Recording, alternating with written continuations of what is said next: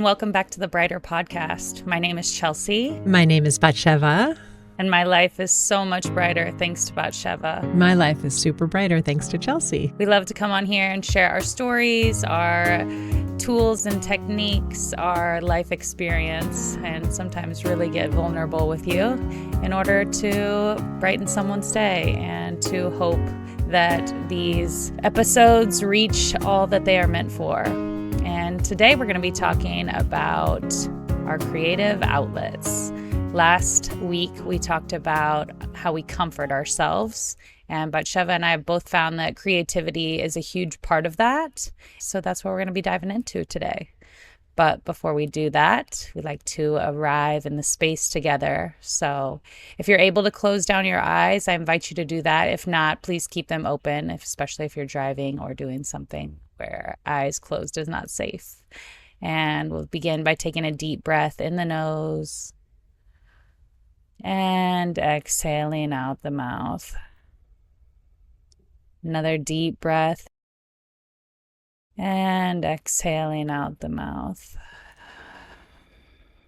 Last breath, deepest one. And exhale. Nice. Beautiful. Sometimes just doing that really can change the whole perspective. So diving into our creative outlets. We would love to hear what you all do for creative outlets. For me personally, I have found throughout my life, it's definitely changed. There was a time where I was really into pottery and throwing on the wheel, which I still love, and I hope to get back into. The one lady who does it at her house, she always has a wait list, but I'm hopeful that I'll be able to get in there soon.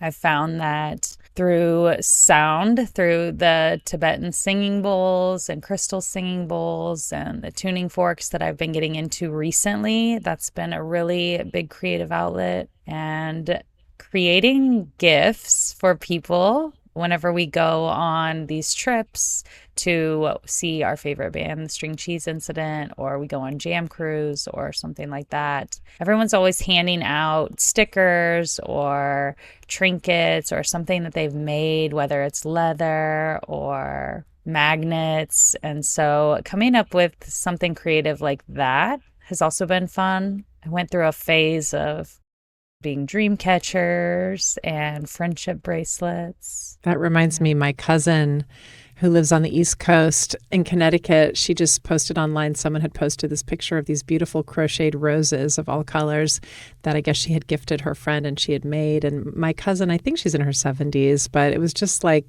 the most gorgeous, cool craft. I love that. I love crafting. I feel like that's one of the things as I have gotten a little older. It's really taking the time and dedicating that time to creativity, because you can find your schedule so filled with so many other things. And it's like coming back to that creativity, to that play, to really enjoy life and to make it fun. And it's funny because one of the reasons Chelsea and I really wanted to put this episode up had to do with the fact that we want to specifically call out creativity as a technique and a tool for making our days brighter, for self-love, for self-compassion, self-care, because as she mentioned, our last episode was on how we comfort ourselves. Sometimes we do that in ways that is a little self-harming, even though in the moment it soothes us, like we'll use substances or whatever, or food to overcompensate for some negative feelings. My own journey with creativity in my adult life, in my later adult life, led me to ultimately incorporate it and weave it into the method that I created, that I coach with. And that was like a non-negotiable deal breaker. Like working with someone as a coach, I do have them doing the daily W's with me, like exchanging, their wins, woes, and wishes, or not exchanging, sharing them with me, and I give them the reply. And we do some other techniques, but the creative writing or doing what lights them up creatively, it could be crafting, it could be DIY projects, it could be like singing karaoke. It's integral to the program because I coach from what I lived and experienced. And what happened to me is that after being a super creative child, mostly in the realm of performing, if it was writing, singing, acting. I mean, I even love stand-up comedy, like all of that, every single kind of creative writing. And I did it very consistently throughout my entire life, including through college. Although, as I think said here on the podcast before, I've definitely written about it. I definitely shut down a part of myself that used to love to sing and act once I got to college, because I got, rejected, whatever. And I was so sensitive, and all I really wanted was approval, I guess, and acceptance. So when I didn't get that, it just shut me down completely. So I kind of pivoted to directing, being a little bit behind the scenes. And then when I had something akin to kind of like a nervous breakdown in my early 20s, moving out here to LA and rebuilding from that, I rediscovered creativity at that point in my 20s. I wrote, acted, and sang in a one-woman show. I had this explosion of creativity. I had a band. We played around town. I was writing screenplays. I wrote a novel. And all of that was like an explosion of amazing creativity. It was like the main goal of my professional life was to be professionally creative. And I pivoted so sharply. Oh my goodness. Like, I don't know what astrologically my chart had in store for me, but I guess I know because I did live it for the past 20 years. But I chose this path of diving into a spiritual life. In my case, it was through the tools and techniques as laid out by the Kabbalah Center, but I took it so seriously. I went as deep as a person can go, which they don't necessarily advise, but I wanted it. I chose a man to marry who was super intense in that world, like following all the guidelines, almost like modern Jewish Orthodox life, although the way we were celebrating it and the way we were, like our intentions were very spiritually focused. And then having a family, which I really at that point wanted so desperately. I wanted to be a mother. I had this dream of having 2 boys and 2 girls, and I fucking fulfilled that dream. I have 2 boys and 2 girls, knock on wood. They're healthy and happy and it's all good. But in the process of having child after child and doing this spiritual system that meant like following all these rules and guidelines and kind of like subjugating my own independence to like rules and someone else's guidelines, I really began to lose my creative spark little by little by little. I still would keep up, a little bit here, a little writing there. I had a blog, a mom blog for a while. But by the time the 4th child hit and we opened our coffee shop, the retail store, which was like 24/7, needed attention and mothering, it was like a 5th child. My creativity had shrunk to 0, I think, like literally 0. And that was probably the beginning of like my low point in my marriage, because I was just sacrificing that spark within myself in order to support and help everyone around me, especially my husband, the business of my children. And they didn't notice or care. It was like kind of up to me. I would have needed to assert myself, and I didn't. I did not assert my own needs and desires. I wasn't even in touch with them. So, cut to 5 years later, I had begun to miss it so much. And I started to take some guitar lessons and begin to learn how to accompany myself. The songs I had written, I had never been able to accompany myself on guitar. So I learned enough to be able to like perform a couple of them at like our 5-year coffee shop celebration anniversary of being open. And one of my clients at the time, who worked in a jewelry store around the corner, she's this wonderful Russian girl, Natalia. She said, "Oh my God, you're born to do that. Why aren't you doing that? I used to be in a band in New York. Like, I'm a drummer. We should be in a band." And I was like, "Oh my God, yes, yes, yes." But in the back of my head, I was like, fuck that. I have 4 kids, a coffee shop, a husband. Like, there's no way in the world. Like, I literally knew I was lying to her when I was like, oh, and I was flattered, but I was like, oh my God, not going to happen.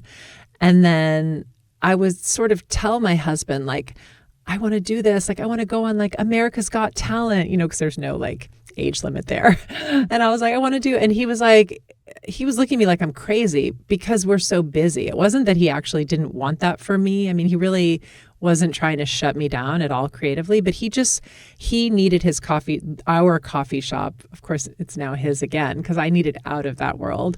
But at the time, we did found it together. He was like looking at our life, the coffee shop, the kids, his own life, and he did not see where that would fit. And I saw it through his eyes. I'm like, yeah, it doesn't fit.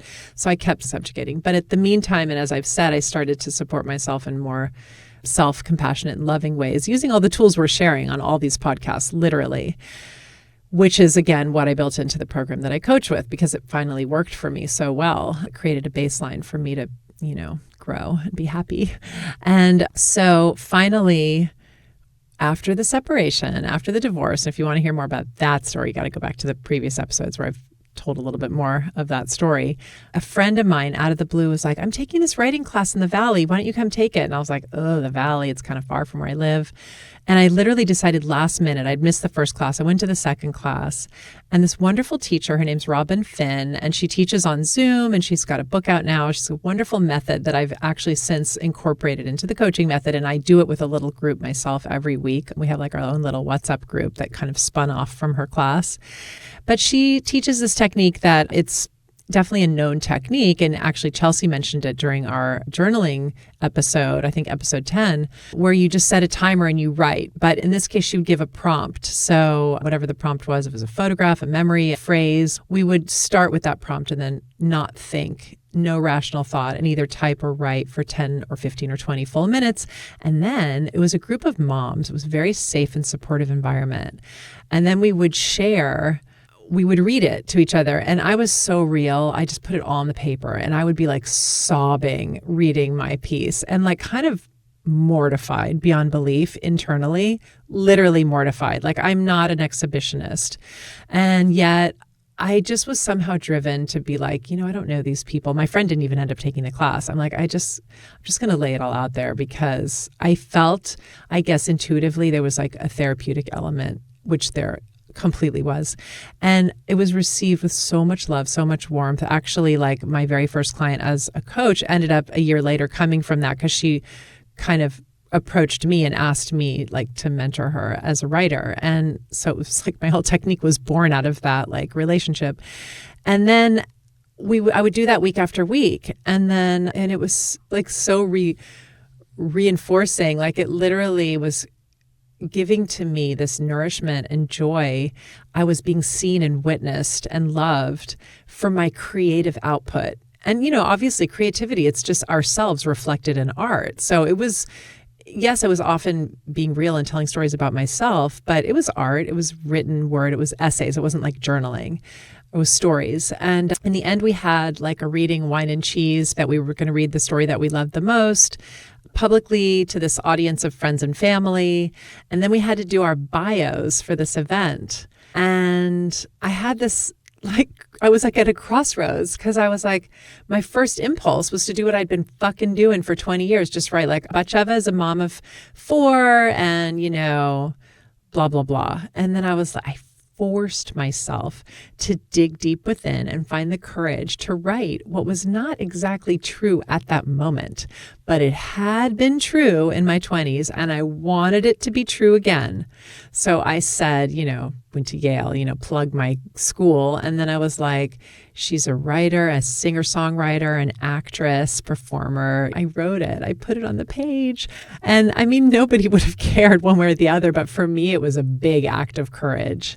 And of course, it's an act of courage just to share one's writing publicly or even in a small class or group. And it's one of those acts that's transformative in a very positive way, assuming that it's like a positive audience, that small environment. And that was, for me, a turning point. And I can look back, and that was, 2.5 years ago, that my whole life is now again back on track and going in the direction of full creativity. And I include the podcast within that, singing, acting, writing, and living and just believing in the creative process as the most important tool to elicit joy and to share ourselves, like the joyful heart that we have within, and connect with others through what we create. Wow. You literally are like living creativity. I love it. I love how much you play and allow yourself the opportunities and gift that to yourself to do that on a daily basis. And it's amazing. And over our relationship, I have definitely watched your joy and happiness grow with the more creative things that you get to do. And it's not even necessarily the success of them. I mean, of course, everyone wants to be successful. You want, especially in our society, which kind of brings me, I guess, to where I was going to lead about, we have a group that meets like twice a month. We call ourselves the Conscious Crew, and we create our little homework and maybe some questions along with it and send that out. We change who's going to assign the homework every time and whose house is going to be hosted at. And this last time, the topic was creativity. And it was actually a video that our friend Sydney, who assigned the homework, she posted. It was a conversation between Brene Brown and Oprah. And they were talking about creativity. And Brene was saying that essentially along the lines of, you have all this creativity inside of you, and if you don't express it, it manifests into something else. And that something else can be anger, it can be resentment, it can be disease and illness, it can be pain. She was just saying like all these different things, it can be grief, it can be depression. And I was actually coming off of a pretty high creative endeavor going on Jam Cruise, which like I think I mentioned before in the previous episode, it's like this adult playland. There's different themed days and everyone dresses up and it's just incredible. And for me, it was probably the most creative I've ever gotten with my makeup and face decor, I guess I'll call it, because I used all these different jewels and these temporary flash tattoos and this glitter, and it was just layering on layering. But for the first time, I allowed myself to sit down in front of the mirror and just look at my face like a canvas of what can I do with this? What does this character that I'm playing tonight, what did they look like? And it was so much fun and people loved it. They're like, oh my gosh, your face is so cool to look at. And it was like pure joy and giving myself that gift of creativity in that moment. Whenever there's so much, there's creativity everywhere there. The whole thing is built by creative minds and musicians and artists, and just everyone that goes is a creative. I believe that everyone is creative, but these people really like to shine. So it was really fun. But yeah, thinking about that and thinking about if we don't let this creativity out, what does it turn into? That's amazing. What was the group that you guys met? Like, how did you direct that meeting that was about creativity? Like, what did you guys do in your conscious group? I think it was like, how do you express yourself creatively? Has creativity been something that has been encouraged throughout your life and cultivated? Do you find it easy to be creative? What's your go-to creative process? Do you encourage others to be creative? And it was really interesting to see a lot of the men in the group were just like, this was not something that was given any attention to, kind of back to like the societal norms. If you're not good at it, then move on. If you're not going to be the best artist in the class, then you're not going to be an artist. Like, what are you doing? And so it kind of reminds me of the phrase, the process is the point. And you're like being creative just to be creative, not to be the best. Obviously we want success on the podcast, but the reason for me putting this information out there for doing this podcast is for me and for those that it may help, that may listen to an episode and get something out of it. Like, that's what it's about for me. And so of course I want to see it be successful and have lots of followers and all that stuff. And also I'm just enjoying doing it. Totally. That's so interesting. It's so true that creativity isn't even on the radar for like so many people who are just in different, I think men and women, but I think it is interesting in your group it was mostly the men, although I know for sure it wasn't your husband because he's super creative, right? Yes, but he actually shared because his older brother is really, really creative. He's always like made things and decorated for parties and events, and he's got an eye for it. Hunter had shared that growing up, kind of like in his shadow, that he wasn't as good as him. So he kind of disregarded that and was just like, I'll find something else. But now he's kind of come back to it, and also like not comparing himself to his brother, because and that's the other thing too with creativity, is that we're all so unique and different. And that's what makes different artists appealing, is their uniqueness. Like, what makes their style theirs? And recognizing that and just celebrating that in yourself and not looking to copy someone else. There's that famous quote. It's like, why be so and so? They're already taken. Just be yourself. That so speaks to me. As a child, my older sister Tara was a ballet dancer for years, took it very, very seriously. And as a competitive middle child, I did every single other type of creative class: music, singing, acting, writing. The only dance I would do would tap dance, because it was so wildly far from ballet. I was so competitive. Like, just like you said with Hunter, like that was her thing and she was amazing at it. And I wasn't going to be second best. And that's so sad now. And actually, as an adult, I finally started taking ballet classes just to enjoy it, like, as a sport. Touching base on like the creativity, like it doesn't have to be art or singing or pottery or, I mean, we were talking about it because one of the other people in the crew, he's like, he has like a daughter and a wife, and he's like, yeah, they don't, they're not really into it. But it's like, everyone's into something, like whether they're into makeup or whether they're into, beekeeping or gardening. Like everything is, you can make anything creative. It's like, what speaks to you though? What are you drawn to? What do you like? Do you like being outside? Do you like being inside? Do you like working with your hands? Do you like working with different materials? Do you like speaking? Do you like performing? Do you like making things and gifting? It's just so many different ways to do it. Cooking is another one. Oh yeah, that's actually something that people talked about in the group, because Hunter and I like to explore, especially if we're not. The thing is like not putting pressure on it.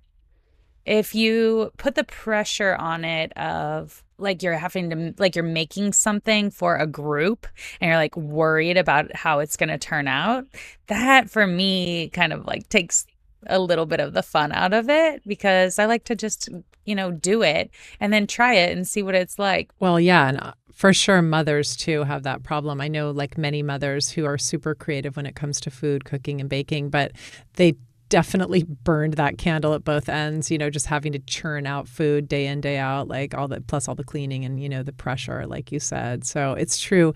It is important for people to reconnect with their creativity in the environment that allows for that self-expression and without the pressure. That's such a good point. I really, by the way, love what you said that Brene Brown shared, which I had never heard that. Creativity, if not expressed, manifests into something worse, something more painful. I totally believe that. I hadn't heard it said that way, but yeah, that is my experience. That's really powerful. And I think of it just like as energy also. I mean, we are energetic beings. It is not something woo-woo. There actually, it's so much research. Your heart has an electrical beat that has it going. So we are these energetic beings. And so energy is flowing through us. And unless we're giving that energy out into something that we're choosing to be productive with, then it's going to be expressed in some way. Energy is not created nor destroyed. It's just transferred. And you know what else I was thinking to share? And it's kind of like a little, not embarrassing, but I want to share it because it's not easy to share, which is that I had this realization even just yesterday about performing and being creative on the scale that I'm doing it right now, especially as a performer who is not in her 20s or 30s or even 40s anymore. I have over and over experienced these bouts of self-doubt and self-criticism regarding being too old, or like, will I be judged for my appearance or for just my age in those realms of creating in public in front of an audience. Once I change that, I have a feeling I'll be freer. I won't care as much. And luckily, I really don't care as much like I did in my 20s and anyway, I was super young in my 20s, like the perfect ingenue age. But no, in college, I shut all the way down because I was so freaked out by anyone judging me or, overly like thinking that I'm not good enough or whatever. So luckily, I have had the pleasure of seeing that shed. And that's what anyone who's not as old as I am, or anyone who is as old as I am, knows. The others I'm saying you can look forward to. The older you get, it is a real thing. You literally just like, it's so much easier just to let that go. But I'm still, I found this like little chunk of judgment that I'm nursing. And I would like very much help to let that go, because I believe that I'll free myself in the process. That's really vulnerable and beautiful. So many times our society is like, oh, like the older people are like not worth something, or they don't have anything to contribute, or like they're slow, or whatever it is. But it's like, there's so much more. There's so much more wisdom. There's so much more experience. We're such a visual culture, you know what I mean? And like our cultural standards of beauty are still so youthful. And I do believe that there's definitely a movement to shift and change that. And I think bottom line, it takes each one of us to do it personally, right? Like as well as shift the narrative and be the role model you want to see in the world. But I feel like this is also a great preview, because we did talk about that we wanted to do an episode on aging, at least one. I feel like we could fill several episodes about it, but I'm happy that it came up. Yeah, maybe that will be the next one. Who knows? So as of now, we encourage you, be creative and do it just for the sake of doing it, not because of the outcome, not because of what you're going to come up with, not because of the praise you're going to receive, but do it just for the joy of something that you love to do. And if you don't know what that is, then maybe just take some time and think about like what you enjoyed whenever you were a child, because a lot of the times those things are still enjoyable for people. People still find those things like, oh yeah, I did like to do that. Or something, maybe it was playing with clay or something, Play-Doh, whenever you were younger, and now maybe it's moving up to a different form of that. Or Barbies. Or Barbies, yeah. Dressing them up. Maybe you used to play with your Barbie's hair, and now you get like a mannequin and you start braiding it, and then you can do your own hair. Who knows? Be creative and allow yourself that leeway to be a child as you create, because it's more fun and it'll feed you. Yeah, it reminds me too of my mom. She would always say the phrase that like my dad was a big kid. And it's like, fuck yeah, be a big kid always. Like enjoy life until it's no more, because tomorrow's never promised. So live it up. Have fun. Smile, laugh, bring joy to others. Encourage play. Yeah. All right. Well, shall we wrap it up with our dubs? Let's do it. Okay. So let's see. I will start. Win number one is that, speaking of creativity, we were watching the last couple nights. Hunter had chosen a movie that he wanted, but they've been playing a little late. And so I fell asleep watching them, and I was just really bummed that I hadn't got to see the ending. And so the win is that last night I had some time and I watched both of the endings of the two movies that I had missed out. And it was nice closure, and I feel good about doing it. And wow number one, or wow, the first wow for me today is that I am really grateful. Oh my gosh, we got snow this morning. Snow again. It's March 5th whenever we're recording this, and we had just been in like 64-degree weather, and we woke up to snow this morning. And I'm grateful that Hunter got up and took Gypsy outside, because it was freezing cold, and I do not like taking her in the morning first thing. I like to take her at night before we go to bed, but first thing in the morning, I'm so grateful that he is willing and loves to do that. You know, it's funny. I have children and cats. And of course, when the kids are young, there's like very little sleep happening for years, which is a fucking problem. But once they get older, I can sleep in. I mean, the sleep, I don't have to wake up and walk anybody. And my mother, my 80-something-year-old mother, was saying the same thing. Like, she was exhausted coming back home from visiting me back east, but she could not allow herself to go to sleep because her dogs needed to be walked late at night in the cold. And I was like, gosh, like, that's like, I had forgotten that dog parents, like, actually, like, you have to get up at the crack of dawn to walk them, and it doesn't matter the weather. And that's a thing. So, yeah, I get that. I think everyone has to pee as soon as they wake up, animals and humans. And yeah, you got to get them outside.